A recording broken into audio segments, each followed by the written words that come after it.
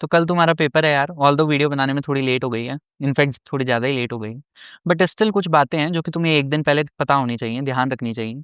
सबसे पहली लापरवाही लोग करते हैं, डॉक्यूमेंट्स ले जाते हैं। कई बार केस क्या होता है कि डॉक्यूमेंट्स ले तो गए हैं क्योंकि पेरेंट्स के साथ गए हैं, वो ले जाते हैं।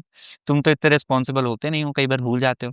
बट फिर भी क्या होता है, पेरेंट्स के साथ ही रह जाते हैं वो। अब तुम बाहर जा रहे हो, उनसे कलेक्ट कर रहे हो, उसमें तुम्हारे 20-30 मिनट खराब हो जा रहे हैं। फिर बचे हुए टाइम में पैनिक कर रहे हो, तो ऐसा नहीं करना है, फालतू टाइम वेस्ट नहीं करना है यार। तो इसको बिल्कुल भी लाइटली नहीं लेना है, ठीक है? दूसरी चीज़, नींद को तुम्हें प्रॉपर लेना है। ऐसा नहीं करना है कि अब रात भर जागे पड़े हैं, आज खूब मेहनत कर रहे हैं, उससे कुछ भी नहीं होगा बिलीव मी। तुमने 2 साल में जितनी मेहनत की है वो सफिशिएंट है, ठीक है? एफर्ट सबने डाले होते हैं, किसी ने कम डाले होते हैं, किसी ने ज़्यादा डाले होते हैं, ठीक है? फिर लास्ट मोमेंट पे ये लगना बहुत कॉमन है कि तुम सब कुछ भूल रहे हो। इसका मतलब ये नहीं है कि तुमने पढ़ा नहीं होता है, बस वो थोड़ा-सा एग्ज़ाम का स्ट्रेस होता है, तो बहुत कॉमन सी चीज़ है, इवन दो टॉप रैंकर्स को भी लगता है ये। खुद पे डाउट नहीं करना होता है यार इस पे कि मैंने तैयारी की है, नहीं की है, चिल रहना होता है। लास्ट मोमेंट पे बहुत सारे थॉट्स चल रहे होते हैं, बट ट्राई करो कि थोड़ा मतलब रिलैक्स कर पाओ। जो भी तुम्हारा मेथड है, जैसे मैं गाने सुनता था, वो मेरे लिए वर्क करता था, जो भी तुम्हारे लिए वर्क करता है वो करो। बहुत कॉमन है ये चीज़, ठीक है? तो ज़्यादा स्ट्रेस नहीं लेना है चीज़ों का, लोड नहीं लेना है। ये बहुत इंपॉर्टेंट चीज़ है कि किसी भी क्वेश्चन को ईगो पे नहीं लेना है। जैसे होता क्या है, कई बार लगता है लोगों को कि यार ये चैप्टर तो मैंने बहुत अच्छे से पढ़ा है, इसका सवाल तो मैं बना ही दूँगा। बट हो सकता है वो तुम्हारे पेपर का सबसे टफेस्ट क्वेश्चन हो और तुम उसमें टाइम वेस्ट किए जा रहे हो। तो ऐसा नहीं करना होता, क्योंकि जो टॉपिक तुमने 1 या 2 घंटे पढ़ा है, लेट्स से उससे क्वेश्चन आया, तो वो भी तो तुम्हें 4 मार्क्स ही देके जा रहा है, तो वेटेज तो सब बराबर ही है। ठीक है? तो इमोशनल नहीं होना है फालतू में कि ये चैप्टर का क्वेश्चन तो मैं बना के ही आऊँगा।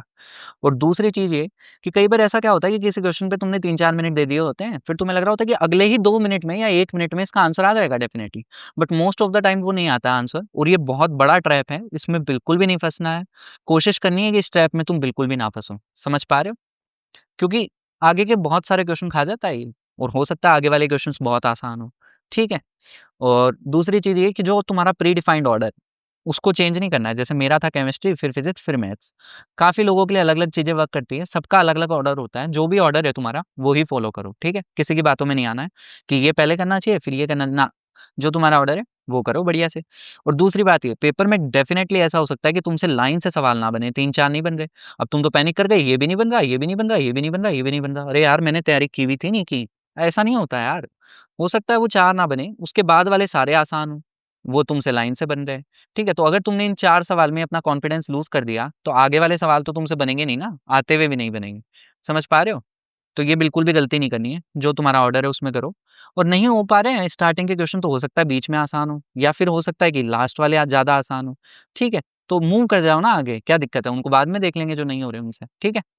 फिर अगर पेपर तुम्हें टफ लग रहा है ना, तो वो सबके लिए टफ है, ऐसा नहीं है केवल तुम्हारे लिए टफ है। अब लोग सोचते हैं कि यार काश पेपर ईज़ी आ जाए।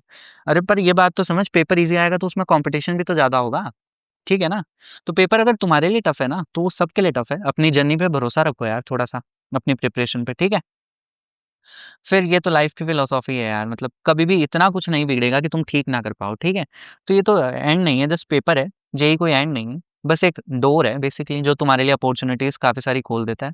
बट चिल रहना है, ज़्यादा सोचना नहीं है, और इनफैक्ट तुम्हारे पास तो अप्रैल अटेम्प्ट है बाद में, तो अभी अप्रैल के बारे में नहीं सोचना है, बट अभी अपना बेस्ट दो।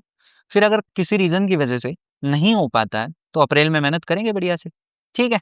तो पेपर फोड़ के आना है यार मस्त बिल्कुल, ठीक है?